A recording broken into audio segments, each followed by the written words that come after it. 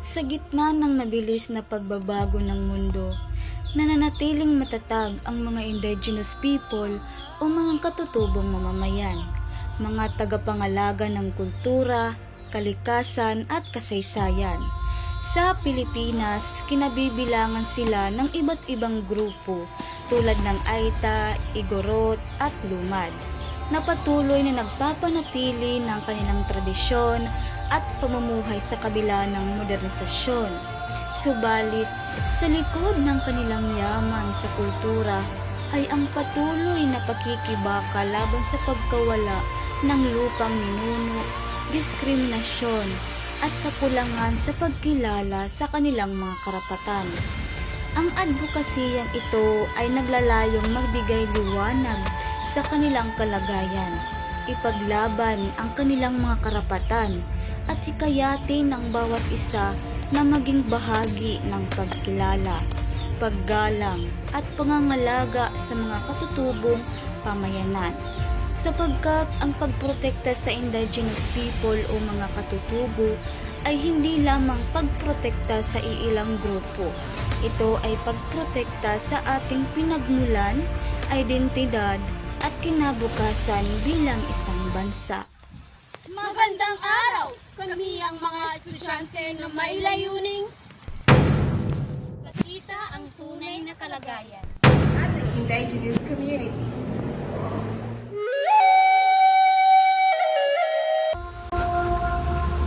Ngayong araw, aalamin natin kung paano nila kinukuha ang kanilang kabuhayan at kung paano naapektuhan ito ng modernong panahon. Akala ko dati, simple lang pamumuhay nila. Walang problema. Huwag ng kanilang pamumuhay. May mga hamon silang kinakaharap.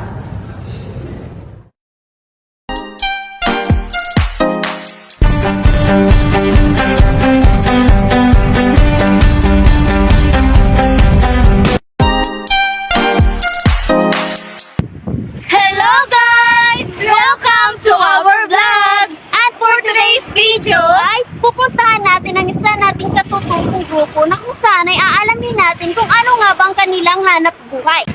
Tara! Samahan nyo kami!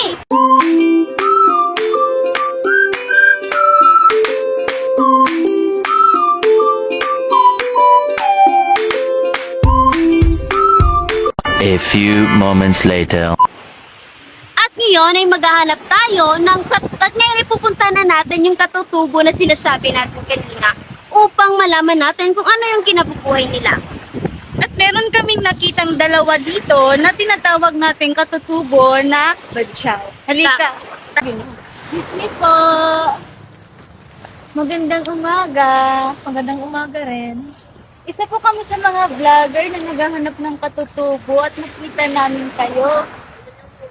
Maaari po ba namin kayong maisali sa aming vlog at makapanayam sa kung ano lang po ang inyong hanap po? Oo naman. Sige po. Mayroon po ba kayong lugar na pwede nating puntahan na magiging komportable po tayo or gusto nyo dito na lang? Dito na lang tayo para mas maging komportable kayo. Sige po, tara po. A few moments later. Maraming salamat po sa pagtanggap sa amin. Pwede po ba kaming magtanong sa inyo tungkol sa kung ano ang inyong kinabubuhay? Oo naman. Ano po ang pangunahing kinabubuhay ninyo sa pang-araw-araw? Ang aming pangunahing kinabubuhay dito ay pangingisda, paghahabi ng banig at marami pang iba.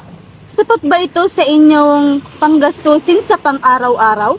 Hindi po kasi marami pong hindi nabebenta at minsan din ay nawawalan kami ng pambili ng bigas. Maraming salamat po. 2,000 years later. Ngayon ay may nakita tayong isa pang katutubo. Tara, puntahan natin para kausapin. Tara! Po, magandang umaga. Isa po kami sa mga vlogger na naghahanap po ng katutubo. At isa ka po sa aming nakita. Pwede po ba namin kayong makausap? Okay lang, sige lang. Okay na po ba sa inyo kung dito lang tayo mag-uusap? Komportable na po ba kayo dito? Doon na lang tayo para makaupo tayo ng maayos. Sige po, tara po. 2,000 2,000 years later. Nay, pwede po ba kaming magtanong sa inyo ng ilang katanungan lang po? Sige lang Iha, magtanong lang kayo. Ano po ang inyong kinabubuhay? Ang aming pangunahing kinabubuhay ay ang pagsasaka, pagtatanim ng palay, mais at mga gulay. Ang ganda naman pala ng paraan ninyo para kayong konektado sa kalikasan. Oo, tama, sapagkat ito ay bahagi na rin ng aming tradisyon at kultura. Mayroon pa po ba kayong ibang pinagkakakitaan bukod dito? Kami rin ay nangunguha ng mga prutas sa gubat, naghahabi ng mga banig at gumagawa rin kami ng mga alahas. Ibig sabihin, iba-iba pala ang paraan ninyo para mabuhay. Oo, ngunit unti-unti na itong nawawala. Ganun pala yun. Ano-ano naman po yung mga suliranin na kinakaharap ninyo? May mga kumpanya na kumukuha ng aming mga lupa. Dahil dito, nawawala ang aming tanim at pinagkukunan ng pagkain. Ibig sabihin po na naapektuhan nito yung paraan ng inyong pamumuhay. Oo, sapagkat kapag nawala ang aming lupa, wala na rin kaming titirahan. Magpapalipat-lipat kami ng pesto kung saan kami makakapamuhay. Napakasakit naman pala nun. Ngayon naiintindihan ko na kung gaano kahalaga ang kultura at tradisyon na dapat pala itong ipreserba at ingatan para ito ay mapanatili, mapahanggang sa ngayon at hanggang sa susunod pang henerasyon. Oo, tama. Ganun pala yun.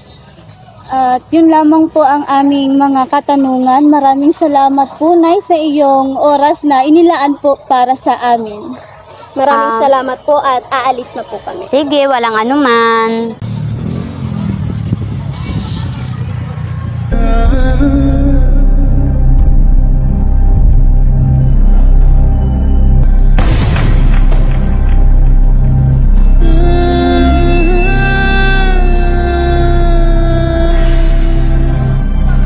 Hindi namin kailangan ng awa. Ang kailangan namin ay respeto para sa aming karapatan.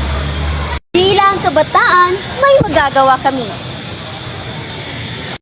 Maaari naming ipaalam sa iba ang inyong sitwasyon at suportahan ang inyong produkto at kultura. Simula ngayon, Magiging boses ninyo kami. Kapag pinoprotektahan natin ang kanilang lupa, pinoprotektahan din natin ang kanilang kultura at kinabukasan. at pati na rin ang kanilang kalikasan. Ang aming buhay ay konektado na sa lupa. Igalang ang lupa, suportahan ang kabuhayan at pakinggan ang tinig ng mga katutubo. Kita ang tunay na kalagayan.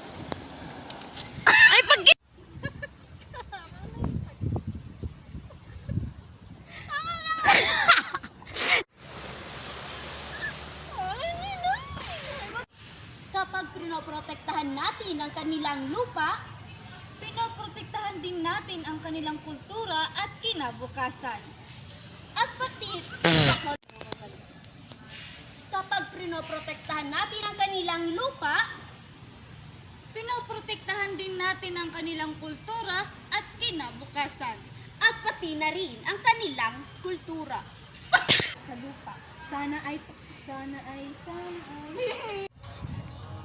Go. Ang pag